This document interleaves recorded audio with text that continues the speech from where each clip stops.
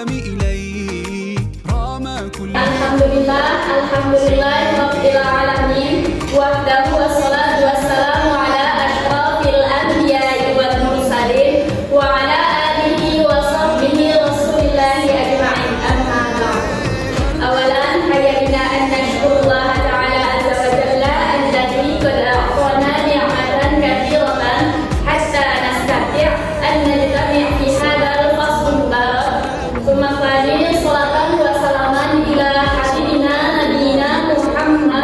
sallallahu alaihi wasallam lianna akhrajat min az-zulumati ila an-nur min zamani jahiliyah ila zamani islamiyah kama al-an bil lafzi Allahumma shalli ala sayyidina Muhammad wa ala ali sayyidina Muhammad.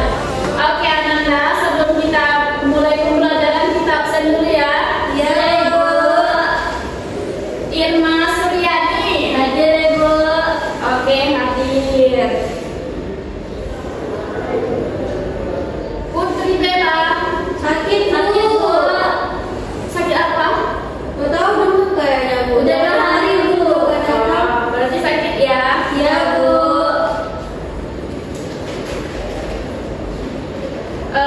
Siapa lagi yang sakit? Kevin Bu. Apa dia sakit? Dia sakit juga Bu. Udah berapa hari? Kalau Kevin kan kemarin udah hadir. Oke, catat. Kevin. Oke, Isra Raihana Bu. Hadir. Ada lagi yang belum tersebut absennya Nanda? Sudah Bu. Oke, kayaknya udah siap ya. Ya, jadi langsung saja.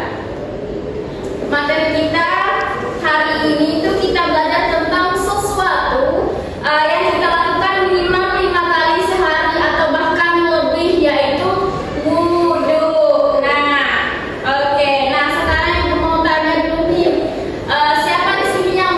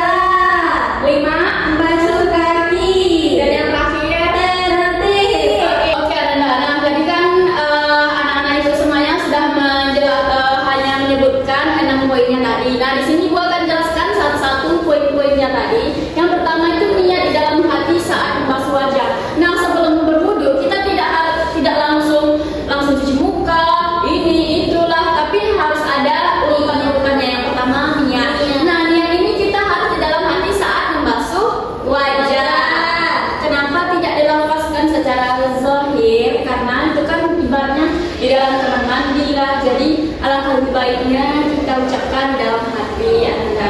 Kemudian yang kedua itu membasuh wajah. Nah, membasuh wajah di sini itu dari batas rambut hingga dagu, telinga ke telinga. Contohnya seperti ini Anda. Ibu praktekkan saja. Nah, ini kan karena ibu pakai jilbab nih. Oke, di sini membasuh wajah itu kita ambil airnya tadi, air yang mengalir tadi, misalnya ini keran. Nah, ini kita ambil pelan-pelan terus kita taruh di sini. Nah, nanti ini tuh kita ratain ke semua wajah kita. Nah, seperti yang sudah ibu jelaskan tadi, dari yang ujung-ujung di atas nih dekat-dekat rambut sampai ujung-ujung dekat telinga, kedua telinga, terus yang di bawah-bawah dagu. Kenapa di bawah dagu? Kalau bisa ditahan kalau bagi yang laki-laki, kalau seandainya dia itu punya jenggot yang panjang misalnya, jadi takutnya nanti kan nggak semuanya kena, jadi agak ditahankan di situ airnya, gimana ya, dilamain biar digosok-gosok biar semuanya itu kena. Oke, itu sebanyak 3 kali. Nah, kemudian Anda setelah membasuh wajah, kita ngapain lagi? Basuh tangan. Nah, membasuh tangan di sini nggak asal-asal basuh tangan aja, tapi ada tata caranya.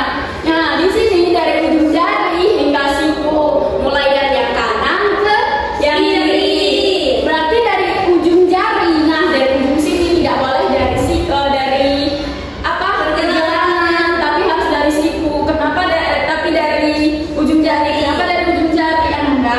Karena ini bisa jadi kuku kita yang di dalamnya itu tidak masuk, makanya dari ujung jari. Nah, prakteknya seperti ini Anda. Nah, dari ujung jari sini kan ini ambil, ini anggap ini ada keran gitu. Nah, kita basuh semuanya, kita siram, terus di sini kita berhentiin aja dulu sebentar, kita gosok-gosok karena takutnya kan ini kan kita posisinya seperti ini dulu.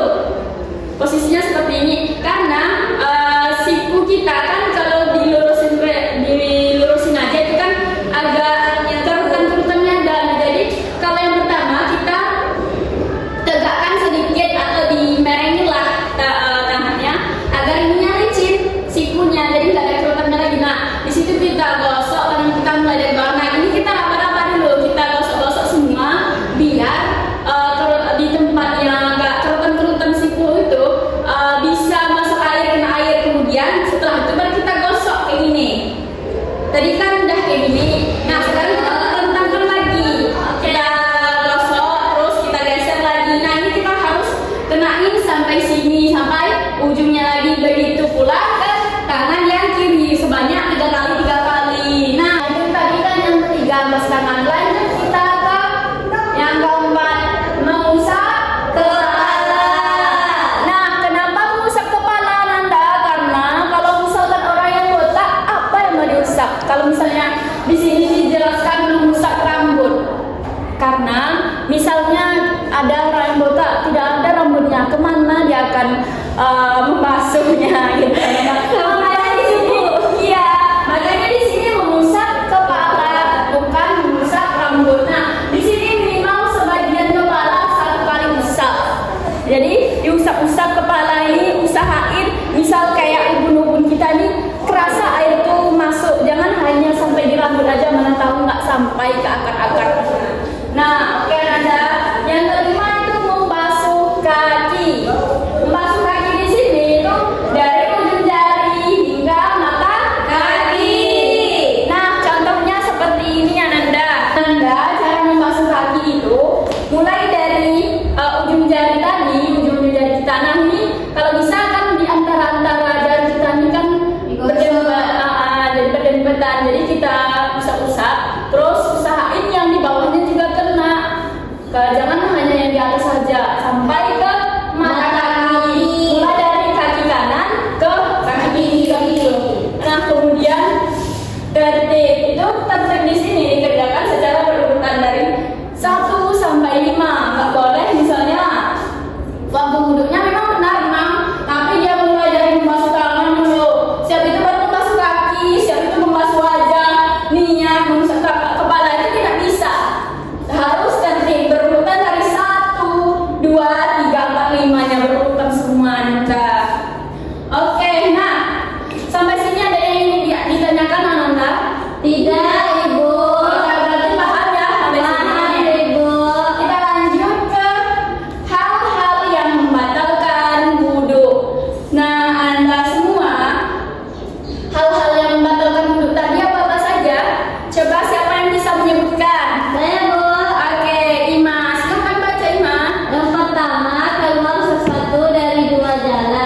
itu seperti buang air kecil, besar, kentut, dan yang lainnya. Yang kedua, hilang akal, yaitu tidur nyenyak, pingsan, gila, atau mabuk. Yang ketiga, bersentuhan kulit yang bukan mahram, itu laki-laki dan perempuan dewasa yang bukan mahram. Yang keempat, menyentuh kemaluan diri sendiri dengan telapak tangan tanpa penghalang. Yeay! Oke, nah kalian ini ada nggak kira-kira Nanda dari hal-hal yang membatalkan wudhu seperti keluar sesuatu dari dua jalan, dari kubur dan dubur, itu baik itu BAB, BAK atau yang lainnya gitu. Nah kemudian hilang akal, seperti tadi kan hilang akal di sini. Selain gila itu ada pingsan, tidurnya ataupun mabuk yang menghilangkan kesadarannya di saat itu juga. Nah, kemudian bersentuhan kulit yang bukan mahram. Nah, dari di sini Nanda, laki-laki dan perempuan itu tidak boleh bersentuhan kulitnya apabila misalnya setelah berwudu. Nah, bertanya Bu, kalau tidak sengaja bagaimana Ibu? Sengaja tidak sengaja tetap batal. Iya. Nah, ini bersentuhan kulit yang bukan mahram baik dari laki-laki dan perempuan dewasa yang bukan mahram bersentuhan kulit, maka itu membatalkan wudhu menurut mazhab Syafi'i. Karena kita di Indonesia kebanyakan mazhab Syafi'i. Iya. Nah, kemudian menyentuh kemaluan diri sendiri dengan telapak tangan tanpa penghalang.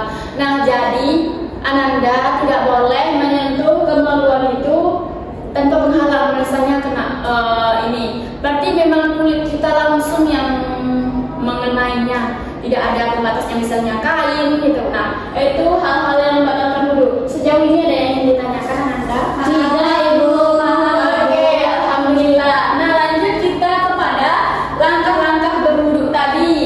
Seperti ini. Nah, di sini Ibu jelaskan ada juga yang masuk pada sunnah-sunnahnya.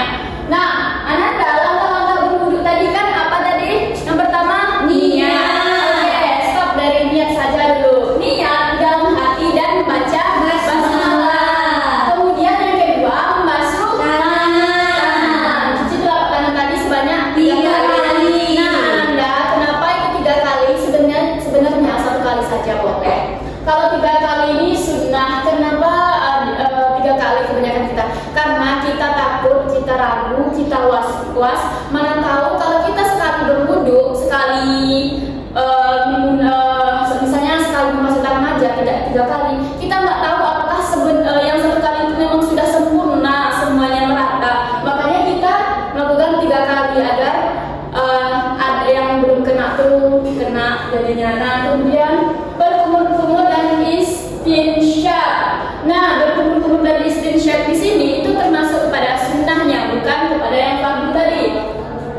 Di sini berkumur-kumur menghirup air ke hidung itu sunnah, gunanya untuk menghilangkan kotoran-kotorannya yang di dalam, baik di mulut ataupun di dalam hidung. Nah, yang keempat itu membasuh wajah tadi seperti yang sudah Ibu jelaskan dan Ibu contohkan tadi. Kelima itu membasuh tangan sampai dengan siku.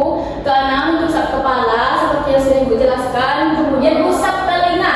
Nah, usap telinga di sini kategori sunnah, bukan kategori wajib. Nah, iya, fardu ataupun wajib.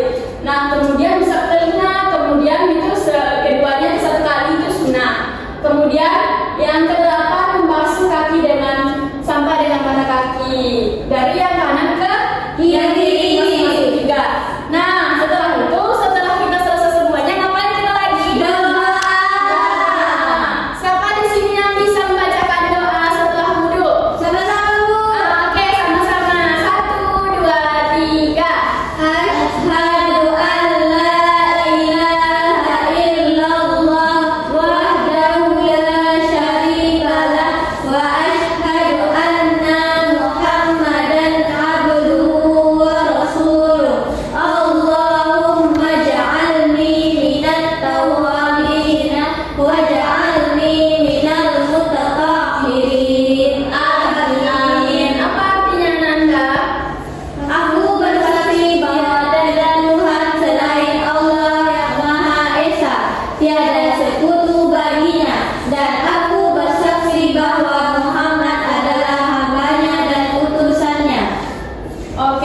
jadi kesimpulannya Ananda dari sekian materi kita yang sudah dijelaskan hari ini, bahwa yang pertama wudhu itu adalah syarat sah.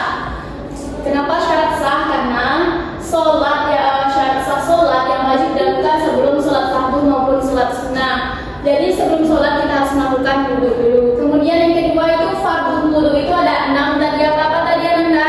Niat, basuh wajah, basuh tangan hingga siku, usap kepala, basuh kaki, hingga mata kaki, dan dan kemudian kesimpulan kita yang ketiga yaitu wudhu batal itu karena 4 hal, yaitu keluar sesuatu dari 2 jalan tadi, kubur dan dubur, kemudian hilang akal, sentuhan non mahram, kemudian menyentuh kemaluan. Nah, jadi Ananda, wudhu itu bukan hanya sekedar ritual, ia adalah bentuk kebersihan lahir batin yang Allah cintai.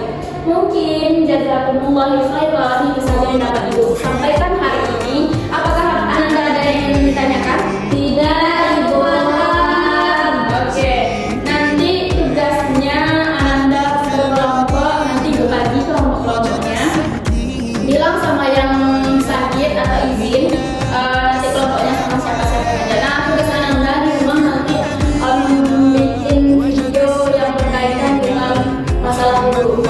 Itu bebas tugasnya. Ada yang bikin misalnya kayak PPT, ada bikin video, ada prakteknya, itu bebas Ananda. Ya, Bu.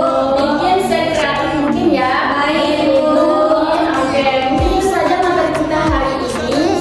Ibu mohon maaf apabila ada kata yang salah dalam ucapan. Ibu sudahi dengan wabillahi taufiq